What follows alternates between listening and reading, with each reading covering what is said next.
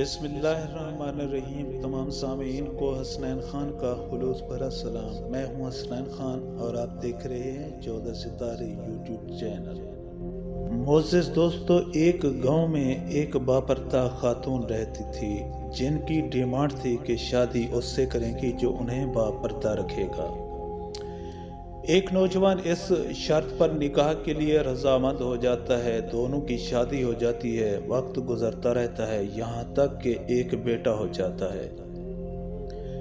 एक दिन शौहर कहता है कि मैं सारा दिन खेतों में काम करता हूँ, खाने के लिए मुझे घर आना पड़ता है जिससे वक्त का ज़िया होता है। तुम मुझे खाना खेतों में पहुँचाया करो। बीवी राजी हो जाती है। वक्त गुजरते गुजरते एक और बेटा हो जाता है जिस पर शौहर कहता है कि अब गुजारा मुश्किल है, तुम्हें मेरे साथ खेतों में हाथ बटाना पड़ेगा। यूं वो बापर्दगी से नीम पर्दे तक पहुंच जाती है और तीसरे बेटे की पैदाइश पर उसका शौहर मुकम्मल बेपर्दगी तक ले आता है। वक्त गुजरता रहता है, यहाँ तक कि औलाद जवान हो जाती है। एक दिन यूं ही बैठे बैठे शौहर हंसने लगता है। बीवी सबब पूछती है तो कहता है कि बड़ा तू पर्दा करती थी, आखिरकार तेरा पर्दा खत्म हो गया। क्या फर्क पड़ा पर्दे और बेपर्दगी का, जिंदगी तो अब भी वैसे ही गुजर रही है। वो बोलती है कि तुम साथ वाले कमरे में छुप जाओ, मैं तुम्हें पर्दे और बेपर्दगी का फर्क समझाती हूँ। शौहर कमरे में छुप जाता है। औरत अपने बाल बखेरे रोना पीटना शुरू कर देती है। पहले बड़ा बेटा आता है, रोने का सबब पूछता है। कहती है कि तेरे बाप ने मारा है। बड़ा बेटा माँ को समझाता है कि अगर मारा है तो कोई बात नहीं, वो आपसे मोहब्बत भी तो करते हैं, आपका ख्याल रखते हैं। वो समझा बुझाकर चला जाता है।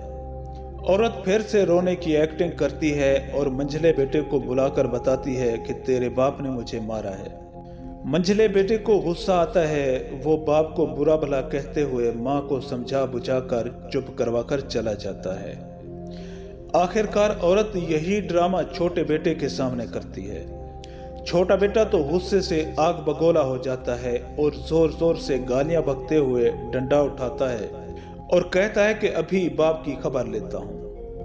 फिर औरत अपने शौहर को बुलाकर बोलती है कि पहला मेरे पर्दे के वक्त पैदा हुआ तो उसने तेरा पर्दा रखा, दूसरा नीम पर्दे के ज़माने में पैदा हुआ तो तेरी आधी लाज रख ली, जबकि तीसरा जो मुकम्मल बेपर्दगी के ज़माने में हुआ तो वो मुकम्मल तौर पर तेरा इज्जत का पर्दा उतारने गया है।